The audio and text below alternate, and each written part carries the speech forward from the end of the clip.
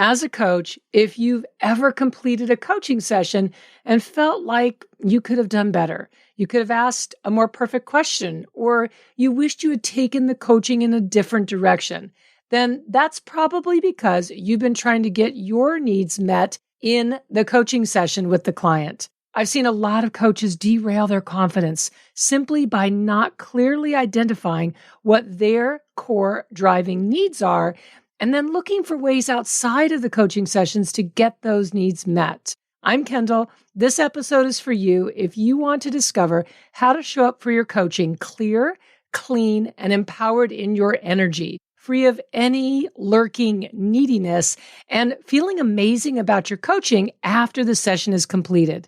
It's all here for you in this episode of the Money Coach School podcast. Let's dive in. Welcome to the Money Coach School podcast. To really excel at coaching women, you have to be skilled, confident, and even fearless at money coaching. If you're passionate about women holding genuine money power and love supporting women entrepreneurs, then this is the show for you. Now here's your host, money feminist Kendall Summerhawk. Hello, beautiful coaches. I am so glad you're here with me today. I just finished leading a group coaching call for the students in my Money Breakthrough Business Coach Certified Coach Training, and a topic came up that I knew right away I wanted to bring to you as well. I absolutely love the group coaching space that we include with certification because that's where I get to geek out on all things coaching. I get to support everyone who's on their certification path and also those who have already become certified because we have an open space. We have women in there who just came into certification like a week ago, and we have women in there who got certified months and years ago.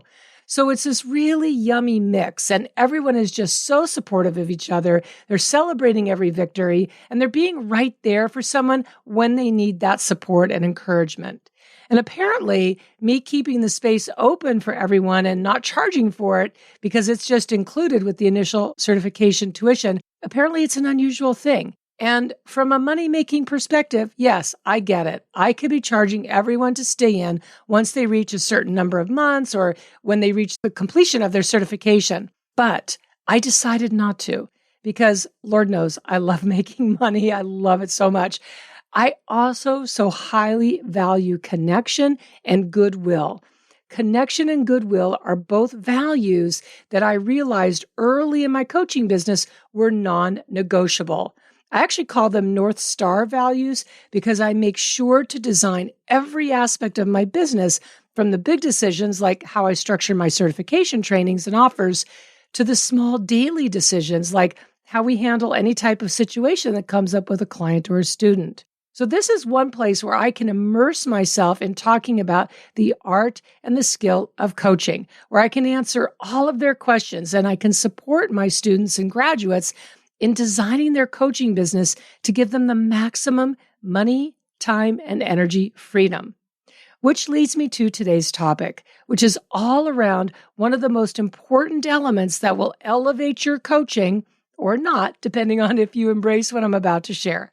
So what happened for me was early in my coaching business, I noticed that after every session and often inside a coaching session, I was feeling really insecure.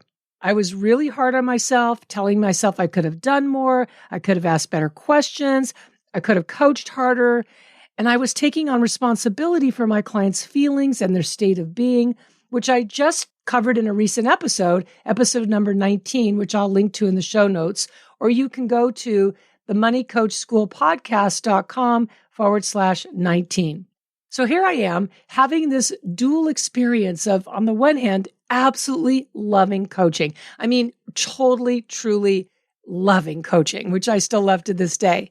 And on the other hand, being so hard on myself, so caught up in perfectionism and self-criticism that it was emotionally painful. I would catch myself saying things at the end of the session to the client like, "Did you get what you needed?" Which on the surface sounds helpful, but was really coming from a place of insecurity. And it was asking my client, in essence, to validate me as their coach. And every time those words came out of my mouth, "Did you get what you needed?" I would cringe inside. And the energy from the client, yeah, it was a little weird too.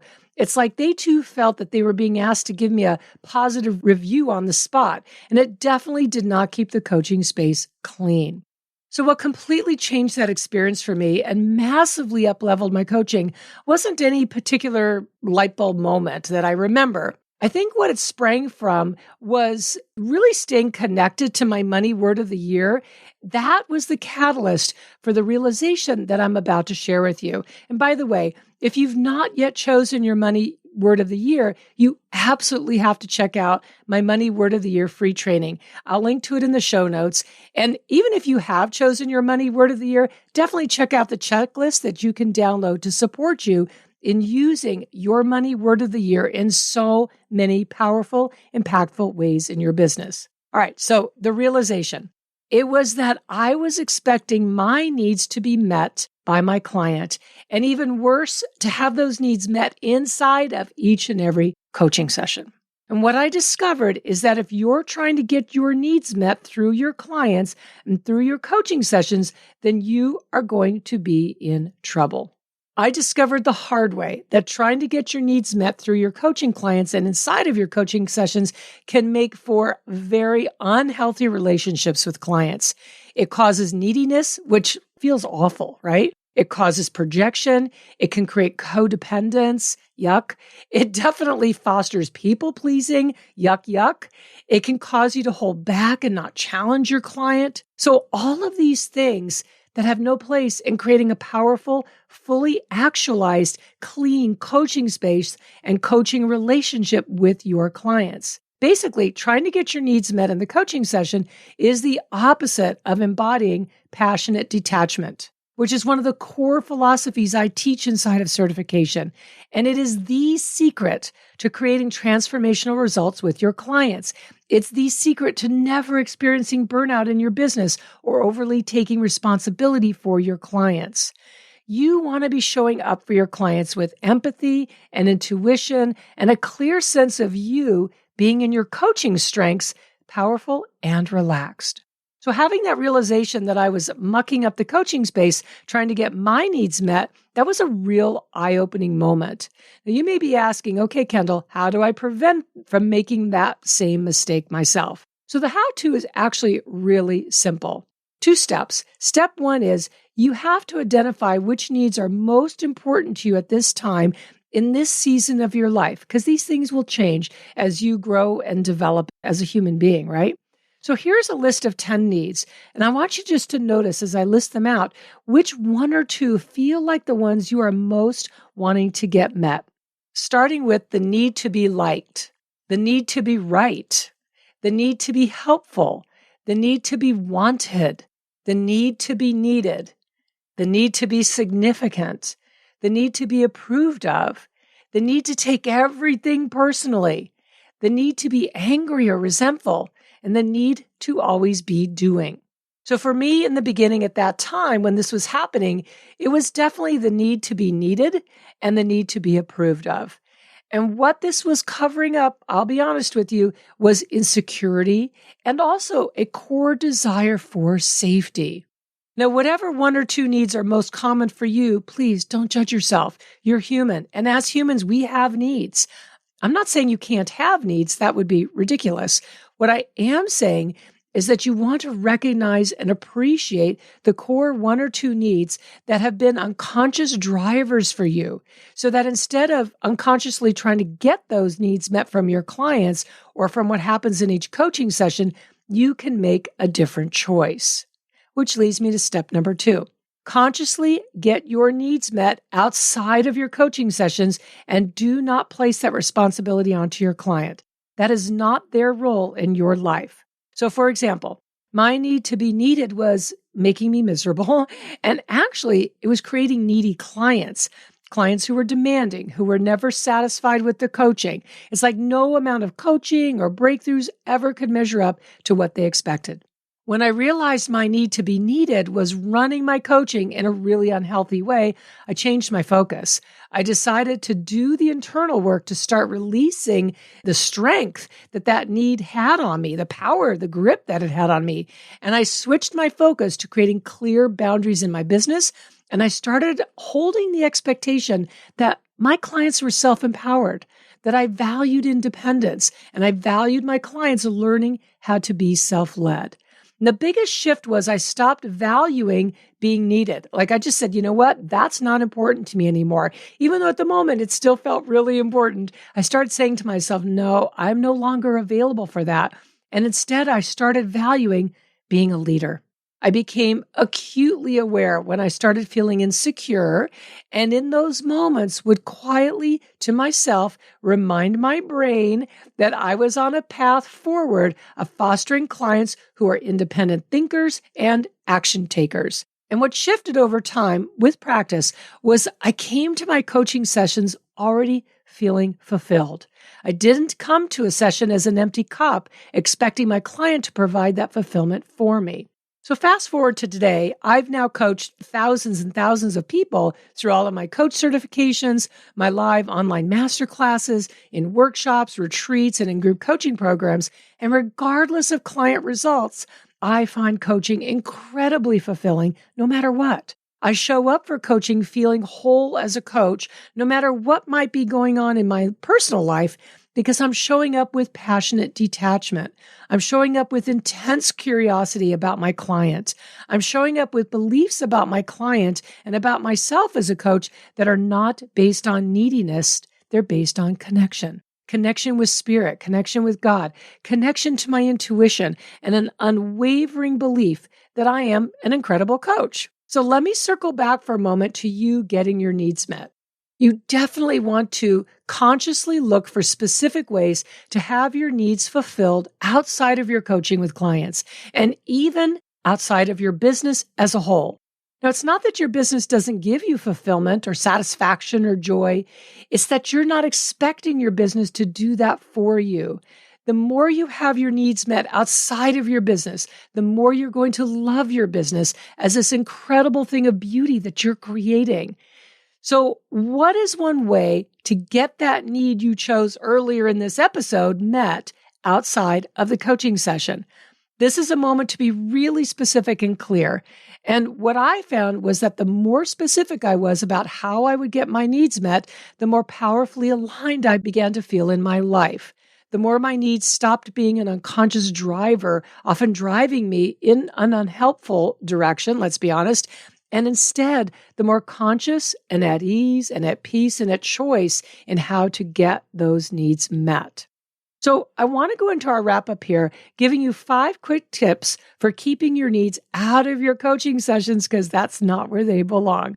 Tip number 1, we've already talked about this, but I want to give you a couple of self-coaching questions in addition. So tip number 1, don't try to get a need met in the coaching session and by the client.